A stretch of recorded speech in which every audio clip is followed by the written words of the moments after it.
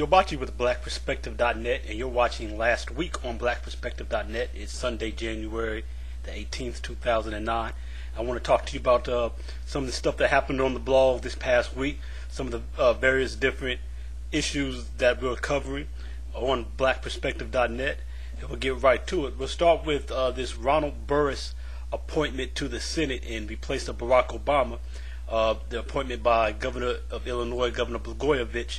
It appears that he will now be taking that seat, after all, even after the Democratic Congress ran their mouth and bluffed and bolstered.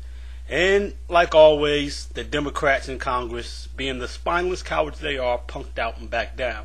Now, I've argued from the beginning that Blagojevich shouldn't be allowed to appoint anyone to the Senate, and the fact that he chose to try to use a black person for cover did not impress me or move me off my principle 1 millimeter.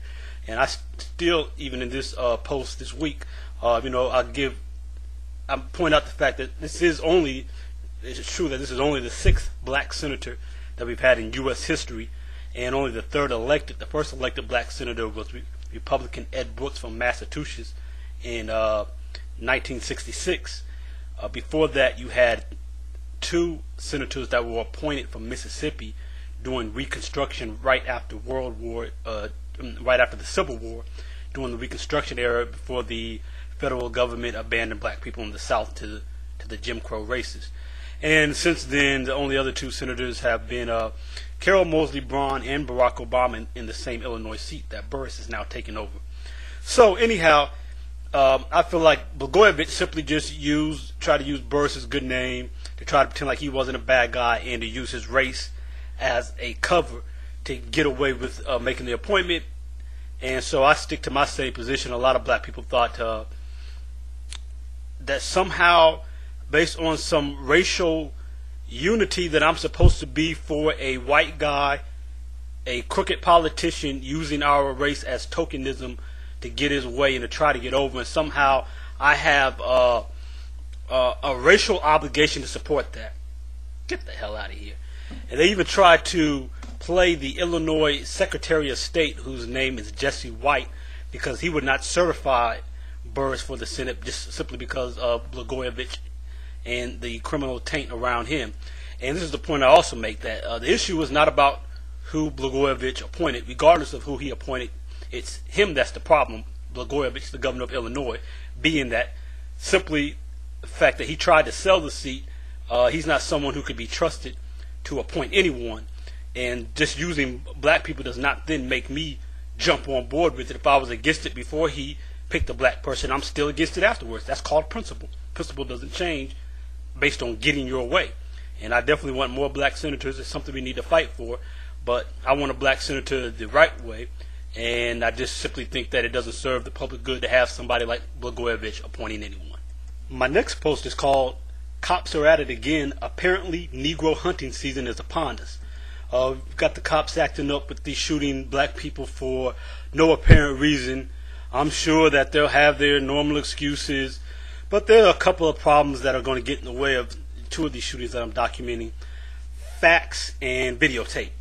Now, for one, happened out in Bel Air, Texas, where Robert Tolan, a 23-year-old minor league baseball player, was basically shot in his own driveway getting out of his car. For what reason he was being stopped in his own driveway, the police having given one. Apparently his car was too nice for a Negro to be driving, and therefore he needed to be shot. I think the cop has been suspended pending an investigation. We'll see how that goes. But from what it looks like, they don't have very good reasoning behind this shooting at all. The other one, and the really big one, Tullin's in the hospital. I think he's supposed to fully recover. The other one is I'm covering the shooting out in Oakland, the execution, where a young brother was pulled off the train, and we have the video on BlackPerspective.net. A number of people took camera phone video of this shooting, of this execution, and I have it on my post. You can see it for yourself. That brother was laying flat down, hands flat down on the ground, and all that. And then he puts him behind his back. He's laying flat on the ground, and while he's laying face down on the ground, the cop stands up and just out the blue executes him, shoots him in the back. this guy has been arrested. There have been a lot of protests in Oakland around this shooting, and got some pictures from that. Some of the protests broke out into what some might call rioting, which is, hey, most people were peacefully protesting. A lot of them were laying on the ground in the same fashion that the brother was shot in as a protest. Some people on the fringes broke out into a little bit of violence, but I have a report that shows that the media reporting was highly exaggerated about that. The other thing that I'd like to point out in a post that I'm going to do coming up this week is this notion that has even been cited by the Black Police Officers Association, the National Black Police Officers Association. I think that's the name of it, something similar to that. Anyway, this idea that when prosecutors prosecute police in these type of shootings, when they bother to actually prosecute them, which most of the time they don't, that they purposefully throw the case so that the cop gets off. And this is pretty well documented how lousy cases have gone. If you take the Sean Bell case in New York, for instance, just going by the facts of how that case was tried, it was terrible. It was terrible how it was tried. So there is the notion that these cases are simply thrown in these situations because the prosecutors feel they have to go through a prosecution when the shooting can't be justified, but really they don't want to, so they just throw the case. We're going to follow that and see where that goes. My next post from this week is called Some Real Talk on Martin Luther King's Birthday. Posted it on January 15th, which is his actual birthday. Tomorrow, the 20th, actually Monday, let's see what day it's Monday. Is it the 19th or the 20th? Yeah, tomorrow, January the 19th, Monday, is when a federal holiday is celebrated, but 15th is his actual birthday.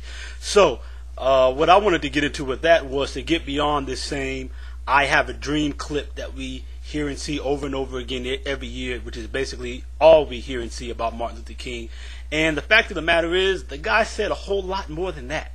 And not only did he say a lot more than that, he said some stuff that some may even call radical, or at least radical in comparison to the status quo of politics. They don't tell you about the poor people's movement very much. They don't tell you about how he was organizing whites and blacks and other people, Hispanics, for economic justice. They don't tell you too much about his Beyond Vietnam speech, where he challenged the American government in warmongering across the world and the military-industrial complex, even though he didn't use that term. They don't tell you really anything about any of these things that King was doing, especially after 1965, even though he was still organizing and rallying just the same from 65 until he died in 68. And there is a post that was put together, not a post, but an article that came out a few years ago by a couple of fellas, Jeff Cohen and Norm Solomon, called The Martin Luther King You Don't See on TV. I even added some quotations in here about Martin Luther King's Black Power dream. Oh, you say Martin Luther King was the antithesis of Black Power and antithetical to it? But that's not what he said. Go to BlackPerspective.net, check out this post called Some Real Talk on Martin Luther King's Birthday, and see what he really said and find out more about the man. Get beyond the same old simple, whittled down media package that you've been getting for the last 30 years. As I'm recording this, seems the Pittsburgh Steelers just won the AFC Championship. Anyway, the next post that I did on BlackPerspective.net the other night was just the opening video for this YouTube channel, and it was just introducing everybody to the start of BlackPerspective.net, where you're watching this video right now. I'll check you back next week, maybe before then, but definitely again this time in this same place next week. BlackPerspective.net is the YouTube page. Holler back at you next